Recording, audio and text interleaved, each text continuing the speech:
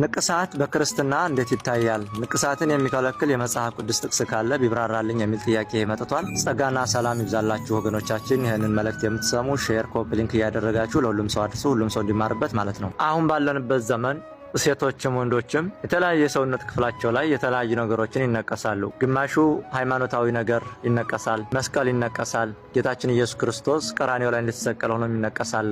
መቁጠሪያ እጁ ላይ የያዘ መስሎም ይነቀሳል። ምስለ ፍቅር ወልዳን ይነቀሳል። እና ለምን ተብሎ ሲጠየቁ ለዛ ነገር ፍቅር ስላለን ነው፣ ስለምንወደው ነው ብለው ይመልሳሉ ማለት ነው። ግማሹ ደግሞ መስቀልን ስለምወድ ነው የተነቀስኩት፣ እኔ እኮ ጌታን የተነቀስኩት ስለምወድ ነው፣ መቁጠሪያ የተነቀስኩት ስለምወድ ነው፣ እመቤታችንን የተነቀስኳት ስለምወዳት ነው ይላሉ። ለምን ተብሎ ሲጠየቁ ማለት ነው። ነገር ግን ይሄ ነገር ልክ አይደለም። ምክንያቱም እመቤታችንን የሚወዳት ከሆነ አንድ ሰው በመነቀስ አይደለም ፍቅሩን መግለጽ ያለበት ማለት ነው። ጌታን የሚወድ ከሆነ አንድ ሰው በመነቀስ አይደለም ፍቅሩን መግለጽ ያለበት። ጌታችን ኢየሱስ ክርስቶስ በዮሐንስ ወንጌል ምዕራፍ 14 ላይ ስናነብ ብትወዱኝስ ትእዛዜን ጠብቁ ይላል። ጌታን የሚወድ ሰው ትእዛዙን መጠበቅ እንጂ ሰውነቱ ላይ በተለያዩ ቀለሞች ሰውነቱን አድምቶ በሰውነቱ ላይ ስለሰዓለው ፍቅሩን ይገልጻል ማለት አይደለም።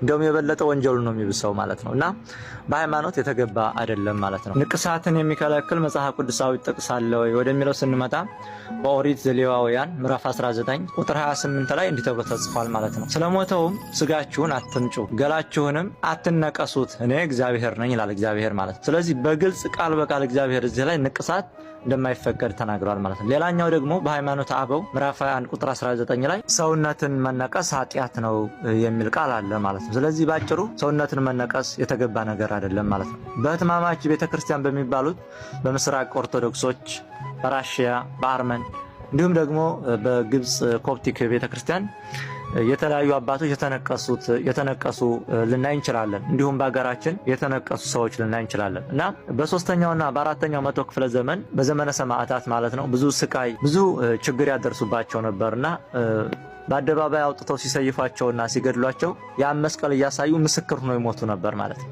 ለመናገር ጊዜ ስለማይሰጧቸው ያን በግንባራቸው ላይ ተነቅሰው በእጃቸው በዚህ ላይ ተነቅሰው ለሰዎቹ እያሳዩ በአደባባይ ይሰየፉ ነበር ማለት ነው። ለምስክርነት ያነውን በጸሎት እግዚአብሔርን ጠይቀው ነው ማለት ነው እንጂ በድፍረት ተነስቶ መነቀስ ተገቢ አይደለም ማለት ነው። ስለ ንቅሳት ሲነሳ ማረሳው አሳዛኝ ታሪክ አለ። የሆነ ጊዜ ላይ የሆኑ ጥንዶች ነበሩና ተጋብተው ከጫጎላ እንደወጡት ሰሞን ልጅቷ ሄዳ ትነቀሳለች ማለት ነው። እና ንቅሳቱ ደግሞ የማይገባ ቦታ ላይ ነበር የተነቀሰችው ማለት እና ባልየው ያን ነገር ሲያይ ከባድ ጭቅጭቅ ተፈጠረ።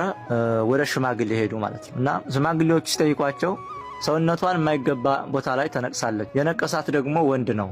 ስለዚህ የማይገባ ቦታ ላይ ሰውነቷን ገልጫ የተነቀሰችው ከሰውየው ጋር የሆነ ነገር ቢኖራት ነው እንጂ ብሎ ወደማይሆን ነገር ቆልምሞ ከሚስቱ ጋር ተጣላ ማለት ነው። እሷም ተንኮል አስባ ላይሆን ይችላል። እንግዲህ ያንን እግዚአብሔር ይወቀው። ባጭሩ ግን ለሽማግሌዎቹ ከሷ ጋር መኖር አልፈልግም አለ። ዛሬ ገና ከጃጉላ እንደወጣን ለወንድ ሰውነቷን ገልጣ ተነቀሰች እና ይህን ነገር መቀበል አልችልም አለ። ሽማግሌዎቹ ደግሞ ምን ይበሉ ቢሸመግሉትም ሊሰማቸው አልቻለም። በዛ የተነሳ ተለያዩ ማለት ነው። ከሆነ ጊዜ በኋላ ልጅቷ ሌላ ባል አግብታ ወለደች። ስትወልድ አንድ ጡቷ ወተታ መጣለ ማለት ነው። ምክንያቱም የተነቀሰችው ጡቷን ነበር እና ያን የተነቀሰችው ጡቷ ወተታ አላመጣላት ለልጇ ማለት ነው። ወደ ሕክምና ምናምን ዳራጅ ስትነሳና ምርመራ ሲደረግበት ምን አሏት ዶክተሮቹ? ስትነቀሽ ጉዴት ደርሶበታል፣ የማይሆን ሰውነትሽን ነክተውታል ተባለች ማለት እና እንደዚህ አይነት ታሪክም አለ ነው። ለጤናም ራሱ ለሰውነትም ጥሩ አይደለም ማለት። በመስቀል ጌጥ አጌጣለሁ ማለት በመስቀሉ የዋለውን ክርስቶስን መልበስ እንጂ መጽሐፍ ቅዱስ ክርስቶስን ልበሱት ይላል እንጂ መስቀልን ተነቀሱ ክርስቶስን ተነቀሱ አይልም። መስቀል ወዳለሁና ብለህ በመስቀል ፍቅሬን ገልጻለሁ ብለህ መነቀስ ትልቅ ወንጀል ስለሆነ ማለት እና መነቀስ ተገቢ አይደለም። በዚህ ዘመንም እያየን ነው። ብዙ ሰው ይነቀሳል። ለምን ሲባል ከውጭ ያየውን ነው አገር በራሱ ላይ ማድረግ የሚፈልገውና ይህ ነገር ተገቢ አይደለም። መነቀስ ከውስጥ ነው፣ ከልብ ጌታን መንቀስ ከልብህ ላይ ነው። እመቤታችን ፍቅር ካለ መንቀስ ያለብህ በልብህ ላይ ነው፣ በጡንቻ ላይ አይደለም። እና ደግሞ ተነቅሳስ እንዴት ነው የሚሆነው? ለምሳሌ አንድ ሰው እመቤታችንን ተነቀሰ፣ በዛ ያንን ሰውነት ይዞ ሄዶ ዝሙት ይሰራል። ያንን የተነቀሰችውን ነገር እዛ ሄዳ ዝሙት ትሰራለች። የጌታን የሸዋ አክሊል የደፋበትን መስቀል ተሰቅሎ ሄዶ ዝሙት ይሰራል። እንዴት ነው የሚሆነው? ኧረ ተው፣ ድፍረት በዛ፣ ተገቢ አይደለም። እና አባቶችን በድሮ ጊዜ ቢነቀሱም በምክንያት ነው።